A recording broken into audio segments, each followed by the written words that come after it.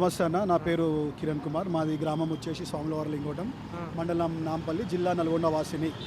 నేను మా పాలివారు నా యొక్క పారుగోడను కూల్చేసిన విషయంలో నేను స్థానికంగా అక్కడ పిఎస్ వాళ్ళకు చెప్పడం జరిగింది.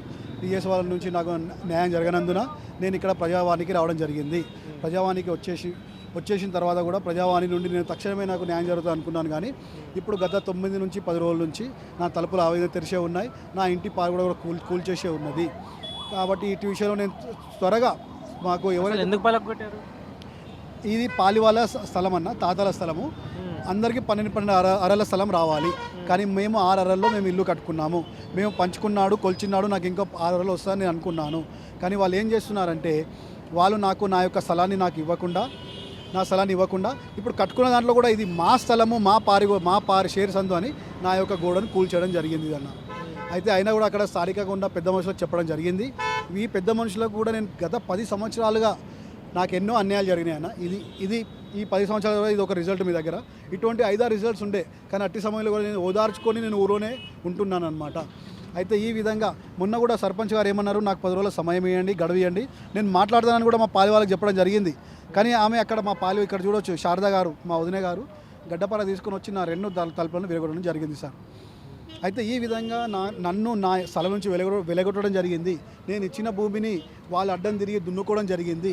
నేను ఇచ్చిన భూమిని, దున్నుకున్న భూమిని మళ్ళీ నా ద్వారా పైసలు కట్టించి వాళ్ళు చేసుకోవడం, మళ్ళీ నాకు పైసలు కట్టించకపోవడము, నా భూమిని చెప్పకుండా చేయకుండా చేసుకోవడము, నన్ను ఊళ్ళో నుంచి వెళ్ళగొట్టేయడము, నా వస్తువులను అక్కడ నుంచి దొంగతనంగా తీసుకువెళ్ళి వాళ్ళ ఒక తమ్ముడు ఇల్లు కట్టుకోవడము, ఇంకో తమ్ముడు ఒక 5,000 తీసుకొని మళ్ళీ ఇవ్వకపోవడము. ఈ 5 మంది అన్నదమ్ముల ఈ యొక్క వీళ్ళు నన్ను చాలా హింసిస్తున్నారు నా గత 10 సంవత్సరాలుగా. కానీ అక్కడ పెద్ద మనుషులకు చెప్పుకుంటే పెద్ద మనుషులు ఏమంటారంటే వాళ్ళు మా మాట వినరు, మేము వాళ్ళకి న్యాయం చెప్పలేము. ఆ సందర్భంలో నేను ఒక 2-3 సార్లు పిఎస్ కూడా వెళ్ళానన్న.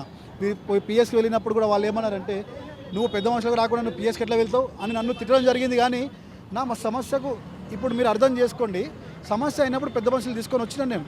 కానీ మీరేమన్నారు, మీ సమస్యకు మేము పరిష్కారం, వాళ్ళు మీ పాలివారం మా మాట వినరు, మేము న్యాయం చెప్పలేమన్నారు. నేను న్యాయానికి పిఎస్కి వెళ్ళినా కూడా మళ్ళీ అదే విధంగా రెండో విధంగా నన్ను తిట్టడం కూడా జరిగిందన్న. ఇదే విధంగా నా 10 సంవత్సరాలుగా జరుగుతుంది. ఇప్పుడు నా ఇల్లు అక్కడ ఓపెనే ఉంది, నా దర్వాజాలు కూడా పలగొట్టే ఉన్నాయి. ఈ 10 సంవత్సరాల నుంచి నేను ఇక్కడ నుంచి కాదు, మాది వికారాబాద్ నుంచి స్టార్ట్ అయింది నా యొక్క సమస్య.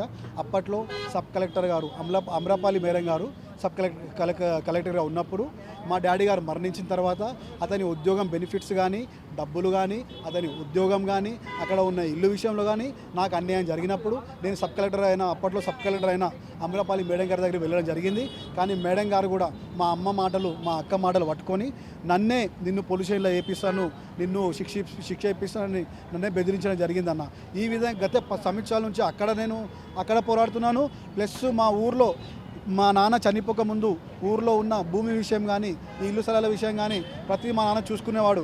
కానీ ఆ విషయాలు ఇంకెవరికి తెలియదు, మా అమ్మలకు తెలియదు, మా అక్కకు కూడా తెలియదు. ఎందుకంటే మా నాన్నకి 2 భార్యలు. మా నాయన నుంచి మా అమ్మ 1992 నుంచి దూరం అయిపోయారు. కానీ ఏ రోజు కూడా మా అమ్మ సొంత స్థలానికి వెళ్ళింది లేదు. మరి ఇప్పుడు ప్రజావాణి లోపలికి వెళ్ళి మీరు సమస్య చెప్పుకున్నారా ముందు వచ్చి? ఇది 3వ రోజు అన్న. ఈరోజు 3వ సారి నేను ఇక్కడికి రావడం. ముందు ఎప్పుడు వచ్చారు? నేను పోయిన శుక్రవారం వచ్చాను, ఆ తర్వాత మంగళవారం వచ్చాను, మళ్ళీ ఈరోజు మళ్ళీ శుక్రవారం. ఇప్పుడు నేను లోపలికి వెళ్ళలేదు. కానీ అంతకుముందు మీ మీడియా ద్వారా దయచేసి మీరు అత్యంత త్వరగా స్థానికంగా పెద్దలు ఎవరన్నా సరే వాళ్ళు ముందుకు వచ్చి నాకు తగిన న్యాయం చేయాలని మీ మీడియా ద్వారా కోరుతున్నాను అన్న.